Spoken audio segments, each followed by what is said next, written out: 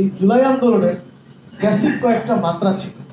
তার মধ্যে একটা আমরা যেটা উপলব্ধি করেছি সেটা হলো যে বিশ্বের অনেক পরাশক্তি যে যত শক্তি দেখিয়েছে, ফ্যাসিস্ট হয়েছে, জুলুমবাজ হয়েছে, আপনারা দেখেছেন আল্লাহ পাক রব্বুল আলামিনের একটা বিশেষ কুদরত আছে, একটা সুন্নত আছে। সেটা কি? আপনারা দেখছেন নমরুদ এত বড় জালিম হয়েছিল যে আল্লাহর সাথে যুদ্ধ ঘোষণা দিয়েছিল।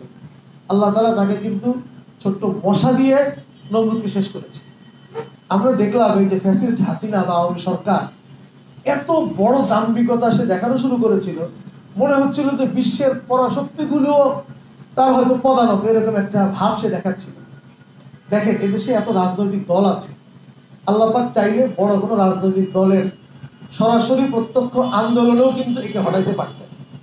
কিন্তু আমরা দেখলাম আল্লাহ পাকের কি কুদরত এবং মেহেরবানি যে আল্লাহ তাআলা এই আন্দোলন এই হাসিনা ফ্যাসিস্ট হাসিনাকে সরানোর জন্য যারা এখনো ছাত্র, স্কুল কলেজ ইউনিভার্সিটি পড়া আমাদের সন্তানের বয়সী, তাদের আন্দোলনে, তাদের নেতৃত্বে যে আন্দোলন হয়েছে, এই ছোট্ট ছোট্ট বাচ্চাদের আন্দোলন দিয়ে হাসিনাকে আল্লাহ তাআলা ভাগিয়েছে। হ্যাঁ, এখানে আমাদের সকলের সম্পৃক্ততা ছিল, কিন্তু নেতৃত্ব তারা দিয়েছে। এটার থেকে আমাদের একটা শিক্ষা আছে, যত বড়ই হোক না কেন, যে যত বড় দাম্ভিকতায় দেখাক, আল্লাহ তাআলা কিন্তু তাকে শায়েস্তা করেন। এটা আমরা এই আন্দোলন থেকে পেয়েছি। আরেকটা জিনিস আপনারা লক্ষ্য করেছেন নিশ্চয়ই,